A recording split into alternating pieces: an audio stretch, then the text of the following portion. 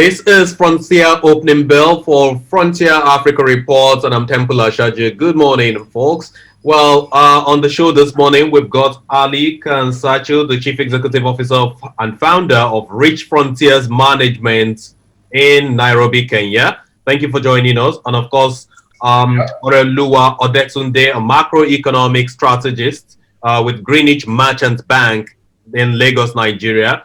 We have Luke Ofejebe, a team lead, equity research at Vetiva Capital Management, and of course, Bosin Omofaye, the executive editor and chief executive of Frontier Africa Reports. Good morning, everyone. Let's hit the ground running with stories we've got. But before that, let's quickly look at the posture of the markets across Africa, the way they closed yesterday. January the 7th, 2021, Nigeria was positive 0.31%. Ivory Coast was negative 0.23%. It sustained the decline that we had been seeing since this week. Egypt was at 10,952.14, 1.13% positive, and Kenya positive as well, 0.08%. South Africa, JSE, 1.92%. Moving on to stories from East Africa. We've got Kenya PMI released by Market Stanbic Bank yesterday for that region. The Kenya PMI rose slightly to 51.4 in December versus 51.3 in November, and as opposed to the peak that we saw in October. NSE now eyeing emerging market status from frontier markets. And of course, Tanzania signs $1.3 billion railway deal with two Chinese firms, while we have Arise Investment buying some 174.5 million units of shares of Rabobank in NMB. Let's get Ali Kansachi to give us his perspectives and understanding of this developments in that part of the country. So good morning, Temple, and thank you for having me on your show. Just to go sequentially through your headlines, PMI rising slightly, 51.4. Of course, it's expansionary above 50, and it's negative below 50. So that's relatively a positive outcome. Bear in mind that in the month of December, we saw a sharp slide in the number of infections. The test positivity rate had hit above 20% and was becoming a little bit alarming, but we've slumped to below or around 5%. And I think that's allowed the economy some oxygen, and you saw that reflected in that December number. We will be watching carefully to see what happens over the Christmas period when a lot of people went back home. There's been a lot of intermingling, and we might see a further spike, which would then put pressure on that PMI number. NSE eyeing emerging market status from frontier markets is a little bit premature, frankly, because the volumes at the Nairobi Securities Exchange don't justify the emerging market status at this moment in time, and the level of concentration in very few stocks is also difficult. So it's a high hurdle. It's obviously an outlook and a target. And hopefully over the next few years under the leadership of Kiprono Kitona, we could see further movement in that direction. Tanzania, this is the $1.3 billion railway deal with two Chinese firms. There was a story for a long time that Tanzania was going to look at Turkey. So this is an important and interesting development in favor of the Chinese. Of course, the ticket price is about 1/3 or just a bit more of the Kenyan railway, famously called the Railway to Nowhere, which has run out of money and needs to move further towards the border. Tanzania, Magufuli was, of course, the infrastructure minister, so he has a great deal of knowledge and awareness of, price, and is very sensitive on price particularly, and obviously has negotiated a very good deal. And this is a worry for Kenya, I think, geoeconomically speaking. And finally, your headline about Arise buying 34.9% in NNB Bank Tanzania, that is the smartest bit of business I've seen in terms of regional expansion in the last 12 months. NNB, a very strong agriculture-focused bank in Tanzania. Tanzania is a strong agricultural economy. Most of the acquisitions I've seen this year have been more of what I would call shell license type transactions, where people have bought tier 3 or tier 2.5 banks and are going to use those as platforms for expansion. This is a much different transaction. This is buying into a very solid business, a business with a lot of profile in this very important part of Tanzania's economy. And I think it's a very clever bit of business and could be replicated in other parts of the continent. The business model has traction, in my view. Thank you very much, Ali. Let's move on now to West Africa. And of course, a couple of other stories. Number one, I would like to pick will be AFDB's appointments of some regional director generals, of course, as well as deputy director generals for some other regions in Africa. We've got East Africa covered, the Central Africa and Southern Africa. Then for deputy DGs, you have a couple of others. Namet is holding emergency meeting to raise equity. Namet is a company in Nigeria. Ghana Oil Company both post some 30 million Ghana cedis profit for the final full year 2020, and of course the UMOA standing here now for the central bank for West African countries now to ratify the eco currency deal among some 8 member states, and of course Burkina Faso raised some 32.90 billion CFA via 364-day bill. Let me start with Orelua. What's your pick from this trade? Okay. I think one interesting story we saw was that of the NNPC is looking to refurbish the Port Harcourt refinery. So it was quite an interesting one, being that we've seen more or less a lot of developments on that end.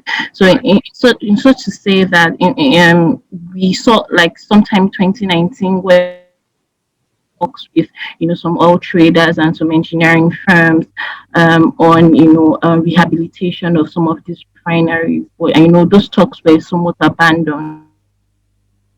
So in 2020 earlier, where the government was looking for some sort of agreement with some of these oil trading firms, and we're sort of back to that once more, because it seems that that is the only way the NNPC is looking to let go of some of these refineries. They want to refurbish these refineries first before privatizing it eventually.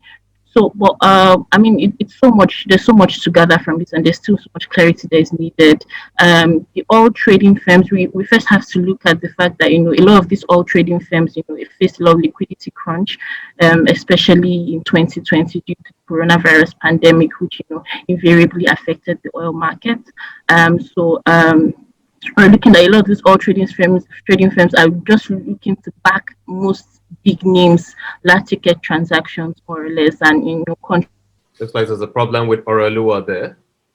Okay, Luke, you are an equity person. What do you make of Namet having an emergency meeting? I mean, they've only just declared some dividends at the Nigerian Stock Exchange. What do you make of that story?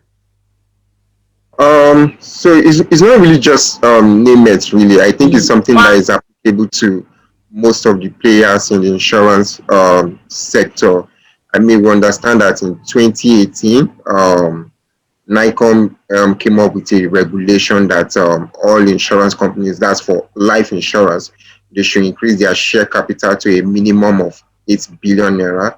Then general insurance should increase their minimum capital to 10 billion naira. Then for composite insurance, the new minimum is now 18 billion. However, due to the pandemic, the impact of the pandemic on the Nigerian economy last year, that deadline had to be extended. So right now, the new deadline is December 2021. So that's why we're seeing a number of players in that space. That's for those whose minimum share capital at the moment is not up to the required minimum. We are seeing them visiting the equity markets to raise additional funding to reach that minimum required capital. However, the major challenge in this case is that right now, foreign investors, that's the private equity investors, are not really interested in injecting funds into the insurance space due to a number of factors. One is the fact that they believe that that sector is not as transparent as other sectors. Secondly, we still have the issue of foreign exchange risk. So if they should inject their funds into these insurance players, when they need to repatriate their dividend incomes, will they be going through another round of devaluation in the naira? So as a result of that, we think for these insurance players, they will be heavily dependent on domestic investors to raise this funding. And as it is right now, given the fact that a number of these domestic investors have not completely so bullish on the insurance sector because, like I mentioned, one is the fact that transparency in that sector is a bit questionable. The issue of meeting claims from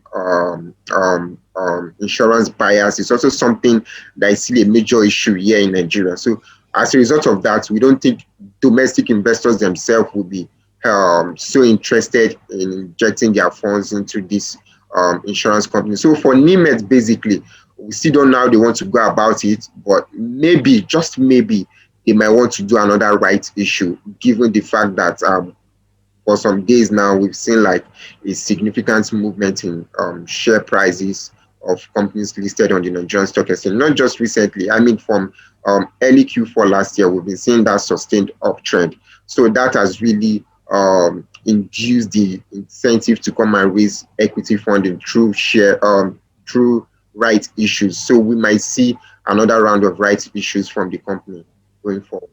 Rights issues is actually something we're beginning to see across Africa at this point. There's a particular story here that actually brings us all together, and I would like to get the buying of Bosin quickly on that before we now get Ali to quickly touch on it. And that's the story from the AFDB, the African Development Bank, that has now announced some regional director generals. What do you think, Bosin, that the AFDB intends to achieve with this particular development?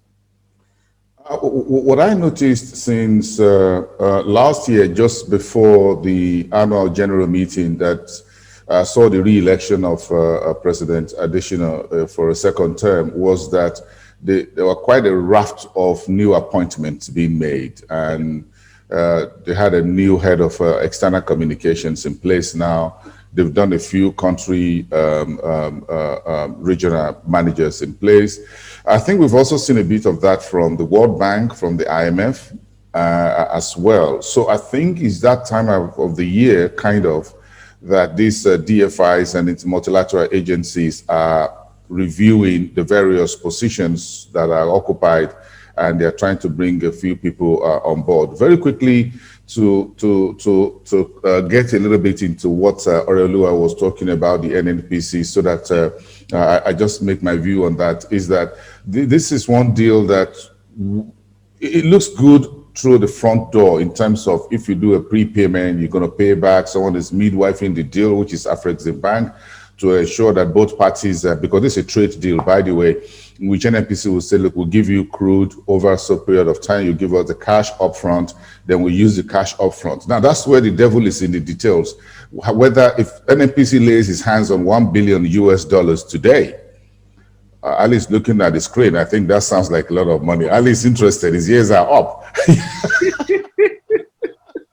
So, considering the reputation of the NNPC to have an issue, I'm sure. Let me just hang my comments there, Ali. Yes, perhaps Ali would like to take it up from there. I think, we've seen a lot of these pre-funding oil transactions, and of course, some of them have caused tremendous problems. I mean, for example, in South Sudan, and I'm not saying Nigeria is South Sudan, but I'll just give you an example. South Sudan, places like Chad, where essentially this liquidity was not spent wisely and brought with it surges in debt loads, which are now proving very, very intractable for all those countries. Of course, the NNPC, one would expect to have much better corporate governance and to be spending that money wisely. With respect to the AFDB, I think, this is the second term of President Adesina. He's obviously trying to refresh his top management and give them a good run at the situation. I think the AFDB under Adesina's leadership has been extremely prescient and has led the argument continent-wide, something that you don't find many people seem to do.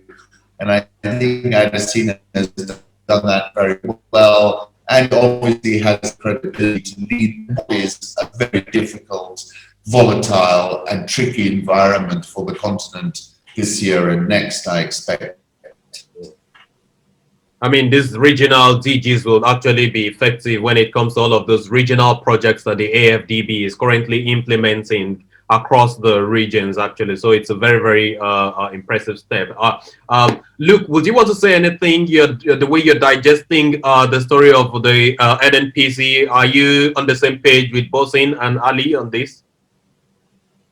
So for the NNPC, really, I mean, this is something we've heard a number of times, like, oh, they want to carry out another turnaround maintenance operation on the refineries to bring them back to their optimal capacity. We've been hearing this for the past 2 decades. At the end of the day, we really don't see the output we demand. So it's not a thing of do we have the funds to actually carry out this turnaround? I totally agree with that. I think the major variable we should be focused on is the accountability of the government. Like, can we even audit this process? Like, we've been spending billions for the past many years on these refineries. At the end of the day, they are operating below optimal capacity. Even when they were operating at the moment, all of them are dormant at the moment. But in 2018, when a few were operating, what were they doing? Just 10% of their optimal capacity. All the refineries put together can refine up to 445,000 barrels of crude per day. But in 2018, they were only refining about 40,000 per day. That's how bad it was. Right. And we are still talking about injecting funds into the refineries to carry out maintenance activities. I mean, come on. At this point, let's just audit the process. Like, all the billions they've spent in the past years. What happened? Why are we not seeing why are we not seeing improvements in the daily output? I mean, if you look at what happens in advanced countries, they carry out these maintenance operations like once in 5 years. Yeah. And you can see the steady output from their refineries. Why is this something different here in Nigeria? Well, so the variable we need to focus on is the accountability of the government. And transparency too. I support that, Luke, and transparency. Perhaps when NNPC becomes a listed company on the Nigerian Stock Exchange, you will be able to achieve accountability and transparency that the two of you are keen about. So let's move on to Southern Africa, and I want to get the buying of Alice and Chaku on the Kansachi, rather. Forgive me, on this stories. The South Africa is looking to spend some 20.6 billion rand on vaccines to inoculate some 67%. That will be 2/3 of the entire population. That for me is the big story here. But you also have the AB InBev, South African brewers, looking to take the government to court on the ban on the sale of alcohol. Ali, what do you make of the vaccine story? So look, we've had an absolute exponential, non-linear move in the number of infections in Southern Africa, particularly in South Africa. With this new mutation that everyone is looking into, the numbers have just gone up in a Gladwellian type move, when it just completely lifts off. Just as we were going to the show, I saw that the United Kingdom is blocking travel from South Africa in a number of countries, all the way up to Zambia. So look, it's very, very alarming. And my concern remains that the vaccine rollout is moving not at warp speed, but at a snail's pace. And now we're into this new phase, which is a significant shift higher, not just in Southern Africa, but in many other places. Brazil hit a record, United Kingdom's hitting records. If you, wherever you care to look, the numbers have shifted considerably higher. So it is good news on the face of it. The question is going to be in the devil of the execution. How quickly is this going to happen? Which vaccine are they going to use? I'm not, we just don't have, this has been the fastest vaccine rollout in history. And we haven't seen what the consequences of taking the vaccine are, it seems, so far. The drug companies have managed to be given basically immunity from any pushback if things go wrong. So if you look, then dive into what's happening, the Rand has already reacted. We were about 1460 a few days ago. We're now near 1540. So you can see there's been a tremendous reaction in that particular currency. And overall, I think we're in a very perilous moment in Southern Africa. I saw a further report from Reuters, hospitals overflowing, nurses complaining. So very, very difficult moment right now in Southern Africa. And I just don't see how that vaccine's going to be a silver bullet in the very short term. The other story that you were talking about was about a 4.3 billion Rand miss for the fiscus just from the alcohol ban and just from South African breweries. So there are lots of other brewers. So you can see in that number the deep impact that the economy is taking. It's taking a punch in the gut. And if they go for a hard lockdown again, then what is going to happen? There's a lot of debate about that right now, Temple. Can they even afford it? And if they don't do it, what will actually happen as these numbers climb?